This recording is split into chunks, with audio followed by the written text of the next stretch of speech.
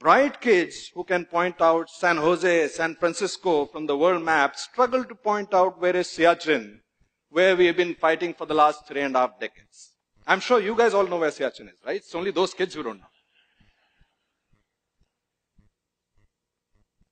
While in the past, our lack of knowledge of our own army would have been shameful and sad, right now it is suicidal.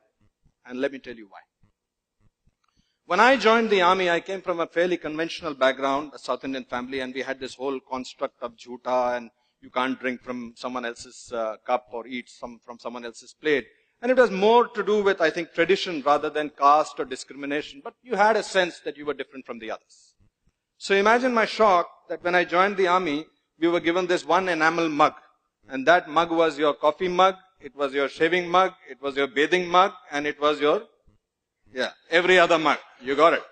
And then it got a little worse because it's a regulation issue. So despite scratching your name on it, they would get interchanged.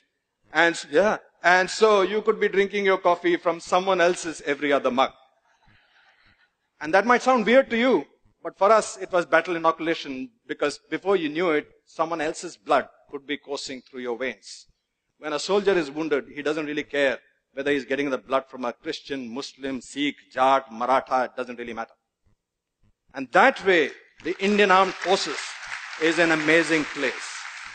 For example, the 1st Sikh unit, the 1st Sikh battalion, is one of the oldest and the most decorated units of the Indian Armed Forces. This was the unit which was airlifted in October 1947 to stop the Pakistani Lashkars who were raiding Kashmir. And this was the unit which halted them at Srinagar. And it's thanks to this unit's gallant action that Kashmir is on the map of India. This unit of the finest Khalsa warriors is led by a Muslim commanding officer.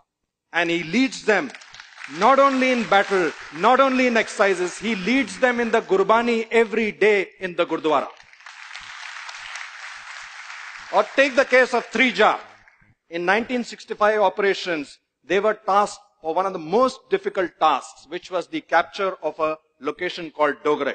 And that battle has gone down in the annals of Indian history as one of the most tough battles ever fought, because it was street to street, room to room, hand to hand. But Dogre was so pivotal for that operation that when their Anglo-Indian commanding officer, Lieutenant Colonel Desmond Hayes, spoke to his men and explained to them the importance of that particular objective, he told them that we have to be in Dogre by nightfall, dead or alive.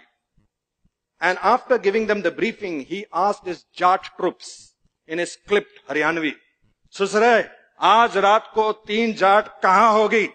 And the troops shouted back, Dogre, Dogre. He wanted to make sure that the troops understood that the mission was larger than the leader. And then he asked them, Oh Susre, agar Shio Saab ne goli lagi, to phir kya karoge?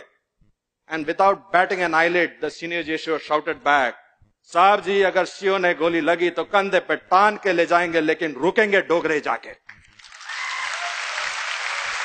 And that night, in that operation, 3 Jat, consisting of Jat troops under an Anglo-Indian commanding officer, took back Dogre not once but twice, winning 3 Mahavir Chakra, 4 Veer Chakras and 7 Sena medals in one single operation. Our soldiers don't fight. They don't care about the name on their chests, which is their own name. They care about the name on their shoulder, which is their Paltan's name. Once they join the unit, if they join a Gurkha unit, they become a Gurkha. If they join a Maratha unit, they become a Maratha.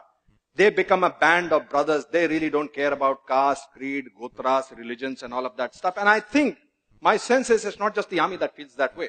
Some of you may remember in 1992, in Parvanu, in the timber trail, there was this cable car which broke. And it was dangling by a cable. And there were many souls who were trapped inside it, and they were going to plunge to certain death.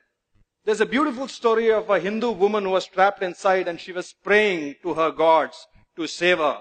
And before a little while, they heard the thud of a chopper coming, the thud of a Hepter coming in. And that Hepter was being flown by squadron leader Pali Major, who went on to become the air chief of the Indian Air Force.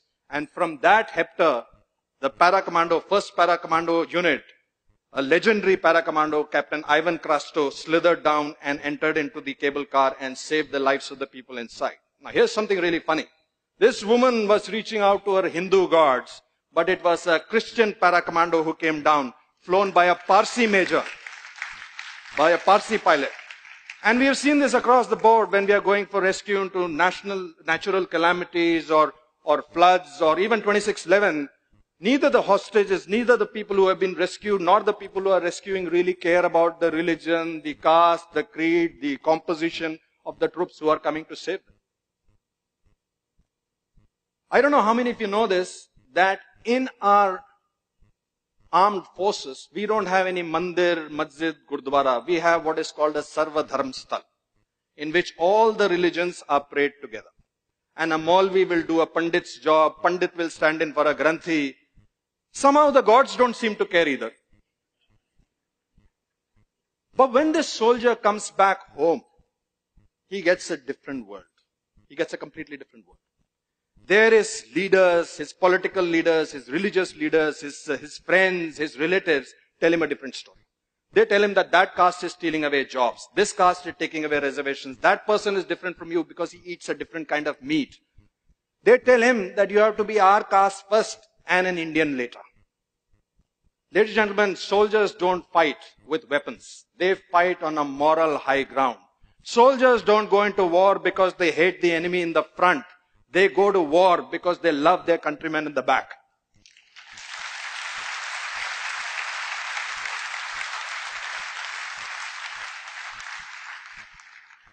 Leaders across spectrums have their own agendas. Some people want to win elections, some people want to get more power, and some people genuinely want to do good for their own communities.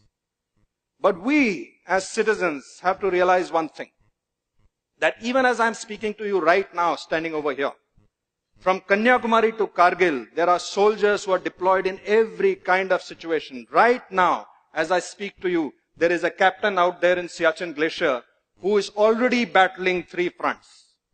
He's got a front of a very determined enemy.